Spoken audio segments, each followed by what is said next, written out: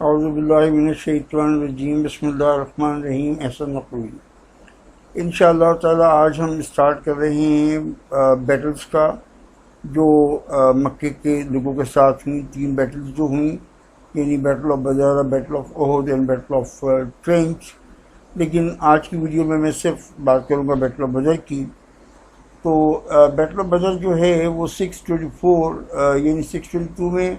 جو ہے رسول پاک صلی اللہ علیہ وسلم مدینے گئے اور وہاں پہ مائیگریشن ہوا، اور اس کے 2 سال کے بعد یعنی 624 میں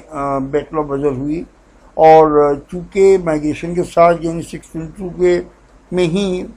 ہجرت کا سال شروع ہو چکا ہے یا ہو چکا تھا، تو اس لیے آپ یہ کہہ سکتے ہیں کہ یہ دوسرا سال تھا ہجرت کا، سیکنڈ ایئر تھا، کہ جس میں کہ یہ بیٹل آف بدر جو ہے وہ مکے کے ساتھ مدینے والے یعنی مسلمانوں کی ہوئی۔ بڑی امپورٹنٹ بیٹل تھی، بہت زیادہ۔ تو اس کی ہم بات کرتے ہیں۔ یہ 3 کویسچنز ہیں پاس پیپر کے، جس میں ظاہر ہے کہ جو کانسنٹریشن ہے وہ یہی ہے کہ بیٹل آف بدر میں کیا ایونٹس ہوئے تھے۔ تو وہی مختصر سی بہت شارٹ کر کے میں چند باتوں کا ذکر کر کے اور آپ کو ڈسکرائب کر دوں گا کہ بیٹل آف بدر میں کیا ہوا تھا۔ لیکن ایگزامینیشن پوائنٹ آف ویو سے بھی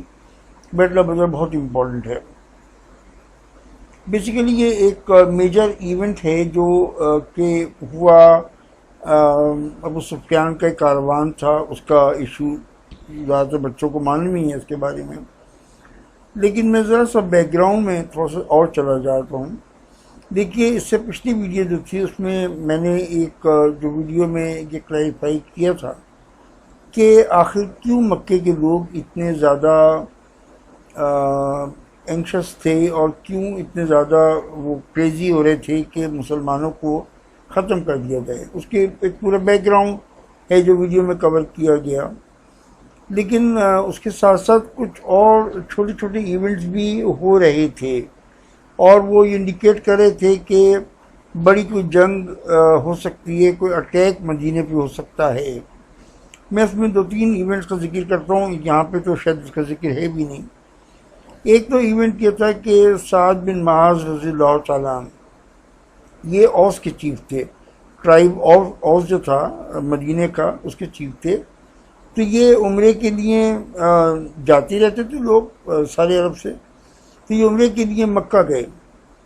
اور مکہ میں ان کی ملاقات ہوئی ابو جہل کے ساتھ، اور ابو جہل نے کہا کہ تم نے جو پناہ دی ہوئی ہے محمد صلی اللہ علیہ وسلم کو اور ان کے ساتھیوں کو، ان کو وہاں سے نکال دو، ورنہ ہم تمہارے پر اٹیک کریں گے، تمہارے پر قبضہ کریں گے، اور جو بھی قبضے میں ہوتا ہے مارا پیٹی وہ سارا کچھ کریں گے۔ تمہارا بھلا اسی میں ہے کہ تم ان لوگوں کو، مہاجرین کو وہاں سے نکال دو۔ اس پہ حضرت سعد بن معاذ رضی اللہ تعالیٰ بڑے پکے زبردست مسلمان تھے، انہوں نے جواب دیا کہ کوئی بات نہیں، اگر تم ہمارا، بلکہ یہ بھی کہا، ابو جہل نے، مجھے یاد آیا، ابو جہل نے یہ بھی کہا کہ اگر تم ایسا نہیں کرو گے تو ہم تمہارا کعبے میں آنا بند کر دیں گے، یعنی مکہ آنا بند کر دیں گے، عمرہ وغیرہ بند کر دیں گے۔ تو اس پہ حضرت سعد بن معاذ نے یہ جواب دیا کہ ٹھیک ہے، اگر تم ہمارا کعبے میں آنا بند کرو گے تو ہم تمہارا روٹ بند کر دیں گے، یہ ٹریڈ روٹ جس کی میں نے آپ سے پچھلی ویڈیو میں بات کی تھی، یہ ٹریڈ روٹ بند کر دیں گے۔ تو ظاہر ہے کہ یہ ایک طرح کا ایکسچینج ہوا تھریٹس کا۔ پھر ایک واقعہ یہ ہوا کہ رسول اللہ کی ایک عادت یہ تھی کہ آپ صلی اللہ علیہ وسلم 3-4-5 آدمیوں کو ریکی کے لیے، انفارمیشن گین کرنے کے لیے مدینے سے باہر بھجوا دیا کرتے تھے کہ بالکل ویجیلنٹ رہو، کسی وقت بھی کوئی بڑا واقعہ ہو سکتا ہے، تو کوئی موومنٹ اگر ہو رہی ہو تو اس کے متعلق فوراً اطلاع دو۔ تو ایسے کچھ 3-4 آدمیوں کے ساتھ حضرت عبداللہ بن جہش، جو خود مکے کے رہنے والے تھے، ان کو رسول اللہ نے بھیجا اور یہ کہا کہ ایک سرٹن پوائنٹ پہ جا کے میرا خط کھولنا، اور وہ خط دیا تھا ساتھ اس کے خط دیا تھا۔ تو جب انہوں نے خط کھولا اس میں لکھا تھا کہ اگر تم کوئی موومنٹ دیکھو، کسی کو آتے ہوئے دیکھو، تو اس پہ اٹیک مت کرنا، بلکہ صرف ان کو آبزرو کرنا، اور آبزرویشن کے بعد ہمیں آ کے اطلاع دو کہ یہ موومنٹ ان کی چل رہی ہے، اگر کوئی کسی کو دیکھو۔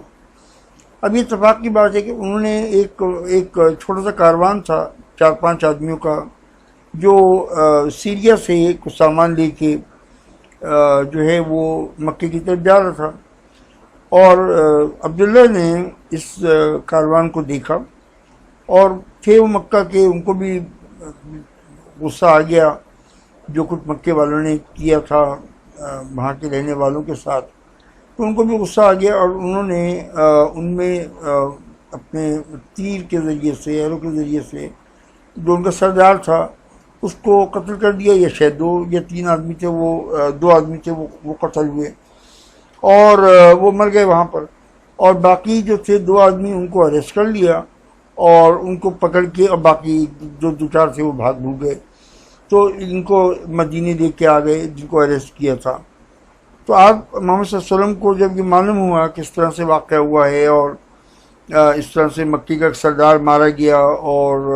2 آدمی یہ اریسٹ کر کے لے کے آ گئے، تو آپ کو بہت ناراضگی ہوئی، اور آپ نے کہا کہ میں نے منع کیا تھا کہ آپ لوگ اٹیک نہیں کریں گے، پھر آپ نے کیوں اٹیک کیا؟ بہرحال وہ ہونے والی بات ہی ہو گئی، تو رسول اللہ پاک صلی اللہ علیہ وسلم نے کوئی سامان جو یہ لوگ لے کے آئے تھے ان کا، کاروان والوں کا، وہ بھی ایکسیپٹ نہیں کیا، اور ناراضگی تھی آپ کو۔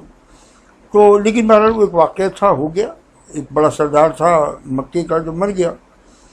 تو ایک واقعہ تو یہ ہوا تھا حضرت عبداللہ بن جہش کا۔ ایک واقعہ جیسے میں آپ کو ایک اور بلکہ سردار تھا، اس کا نام فہر نام تھا، فہر۔ یہ فہر جو تھا یہ مدینے کی پریمیسز میں، مدینے کی پریمیسز مطلب یہ کہ آؤٹ اسکرٹس میں آیا،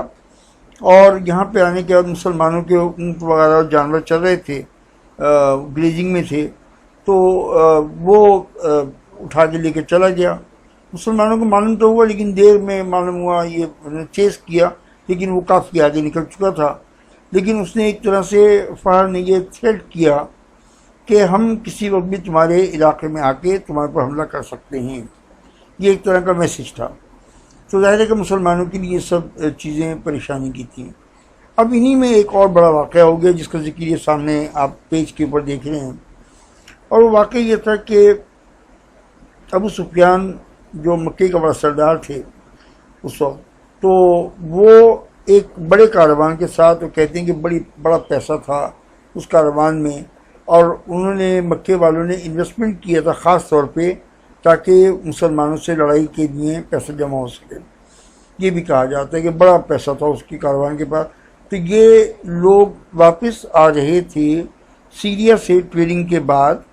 and they were heading towards Mecca. جیسے آپ کو میں نے بتایا تھا پچھلی والی اس میں ویڈیوز میں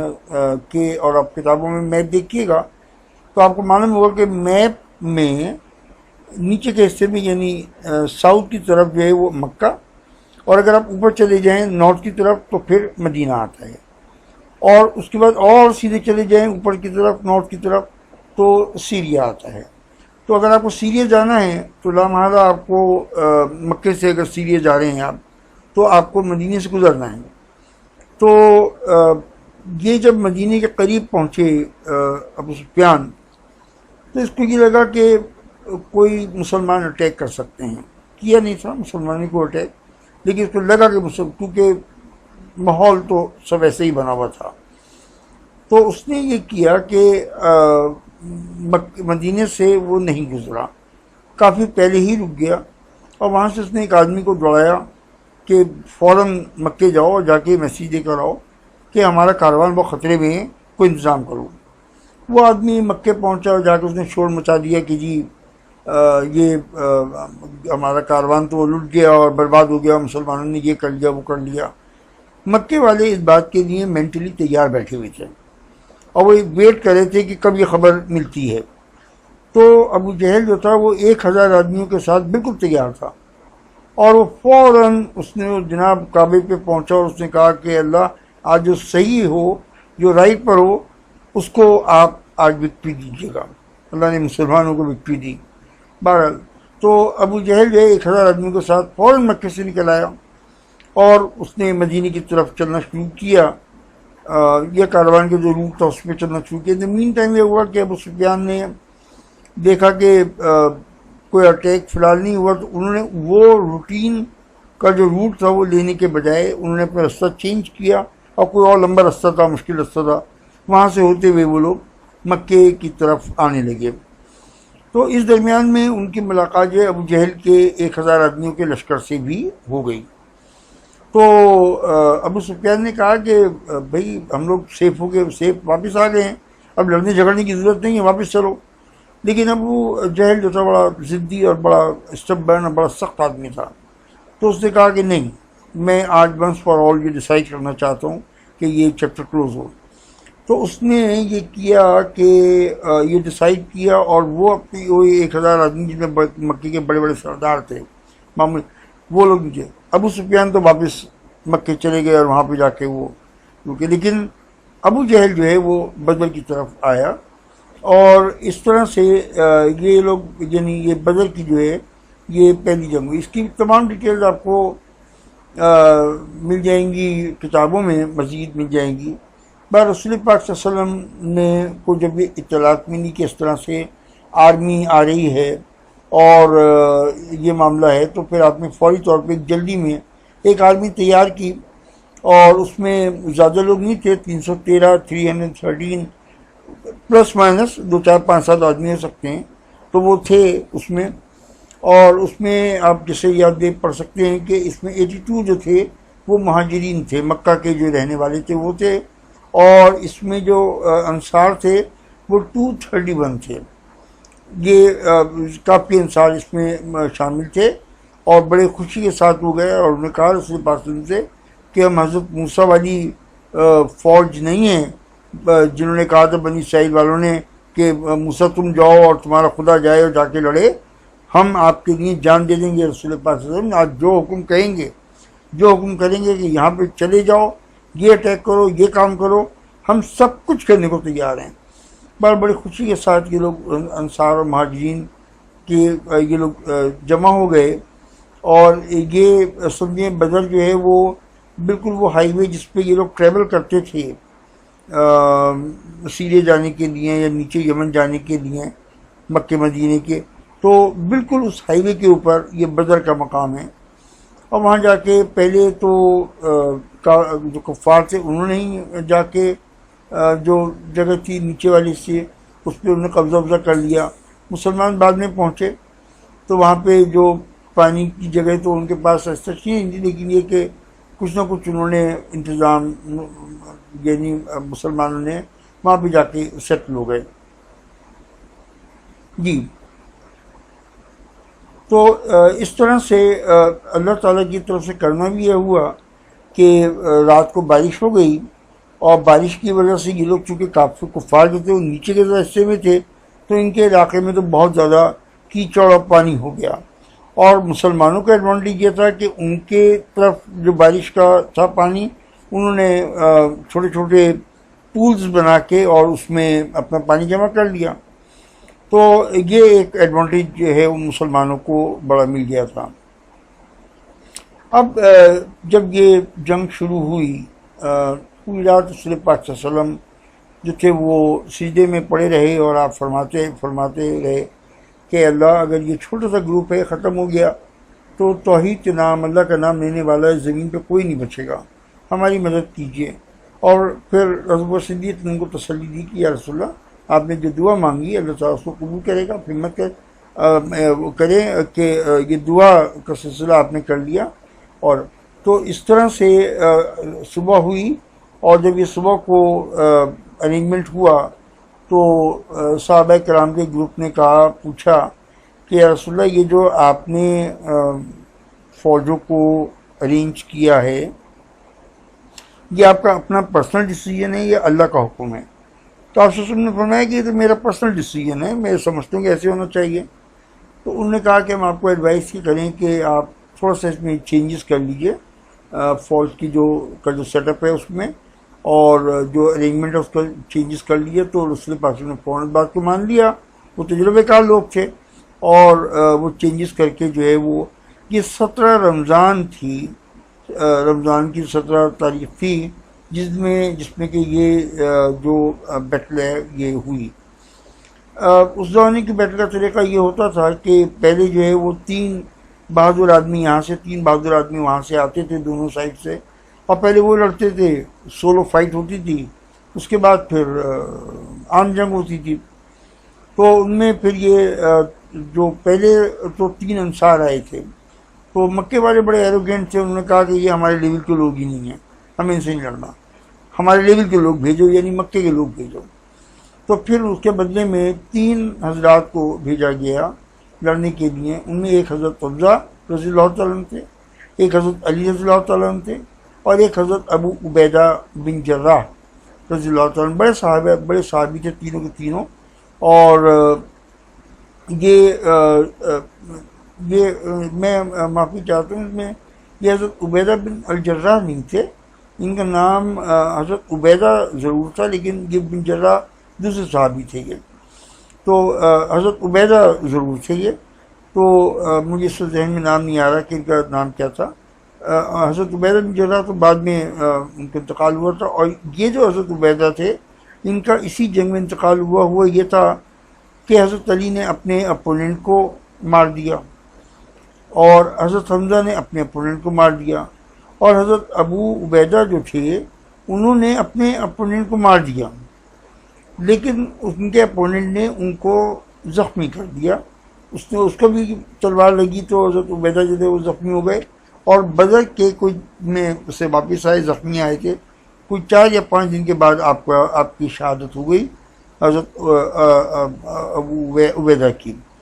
حضرت حمزہ محفوظ رہے، حضرت علی محفوظ رہے، انہوں نے اپنے اپوننٹ کو مار لیا۔ اس کے بعد پھر عام جنگ جو ہوتی ہے وہ شروع ہو گئی، اور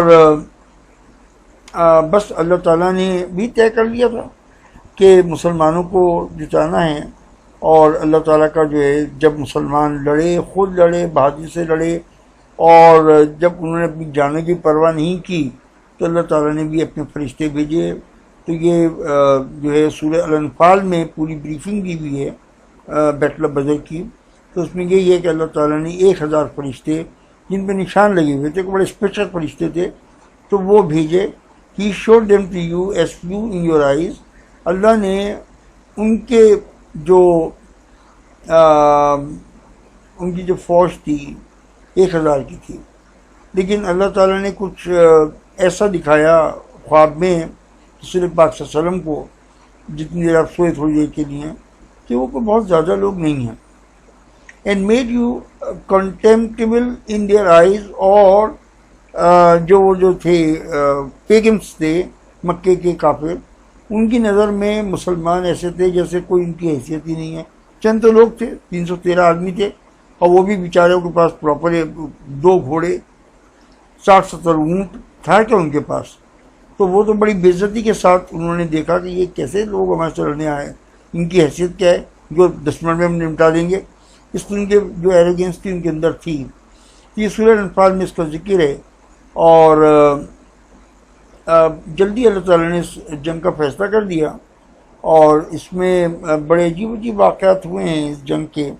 اور وہ یہ کہ رشتہ دار کے سامنے رشتہ دار کھڑا ہوا ہے، باپ کے سامنے بیٹا، بیٹے کے سامنے باپ، چچا کے سامنے بھتیجا، بھتیجے کے سامنے چچا سوری۔ تو یہ واقعات اس کے بڑے عجیب و غریب ہوئے۔ اس میں یہ یاد رہے کہ ابو جہل جو ہے اس کو انصار کے 2 لڑکے تھے، بچے تھے 13-14 سال کے، انہوں نے ٹارگٹ کیا ہوا تھا، تو انہوں نے پوچھا کس سے کہ اس میں ابو جہل کون سا ہے، تو بتایا گیا کہ ابو جہل یہ آدمی ہے۔ تو یہ پیچھے لگے رہے، پھر انہوں نے ایک بچے نے نیزہ مارا اس کے سینے پہ، اور جب یہ گھوڑے سے گرا تو دوسرے بچے نے جو ہے وہ اس کی گردن کاٹ دی، اور اس طرح سے ابو جہل جو ہے وہ جہنم میں پہنچا۔ تو یہ واقعہ ہوا۔ اس کے بعد پھر جنگ کا فیصلہ ہو گیا، 1000 آدمیوں کو ڈیفیٹ کیا مسلمانوں نے۔ بہت بڑی فتح تھی، بہت بڑی فتح تھی، انکریجمنٹ کے پوائنٹ آف ویو سے بڑی فتح تھی۔ اور 70 آدمی جو ہیں وہ مکے کے، قریش کے بڑے بڑے لوگ یہ قتل ہوئے، اور 70 آدمی ہی اریسٹ ہوئے، باقی بھاگ بھوگ گئے۔ تو اریسٹ ہوئے، اور اس طرح سے جو ہے یہ بڑا جنگ ہے جو کہ ختم ہوئی۔ مسلمانوں نے بہترین سلوک کیا ان قیدیوں کے ساتھ، اور رینسم کی بات سیٹل ہو گئی تھی کہ آپ رینسم دے کے چھوڑ دیں گے، چھوڑ دیا گیا۔ اور جو لوگ رینسم دینے کے قابل نہیں تھے مگر پڑھے لکھے تھے، ان سے کہا کہ اچھی بات ہے ہمارے بچوں کو اتنے عرصے کی نہیں پڑھا دو، یہی تمہارا رینسم ہے۔ تو مدینہ منورہ کے بچوں کو جو ہے انہوں نے پڑھا دیا۔ ظاہر ہے کہ وہ قرآن کی تعلیم تو نہیں دی نا، وہ تو مسلمان نہیں تھے، تو پھر کیا تعلیم دی؟ دنیاوی تعلیم، میتھمیٹکس کی ہوگی یا جس چیز کی بھی ہوگی یا لینگویج کی ہوگی یا جو بھی ہوگی ہمیں نہیں پتہ، لیکن دنیاوی تعلیم دی۔ اس سے کیا ثابت ہوا کہ دنیاوی تعلیم کا حاصل کرنا ہمارے لیے سنت کے مطابق ہے، ہمارے اسلام کی ریکوائرمنٹ ہے۔ دنیاوی تعلیم کی اہمیت اپنی جگہ پر ہے، دینی تعلیم کا حاصل کرنا اس کی اپنی اہمیت ہے۔ تو یہ وہ بیسک واقعات تھے۔ بہت بہت شکریہ۔ کچھ چیز رہ گئی ہو تو کتابوں میں سے دیکھ لیے گا۔ اللہ تعالیٰ آپ کو خوش رکھے۔ Thank you very much.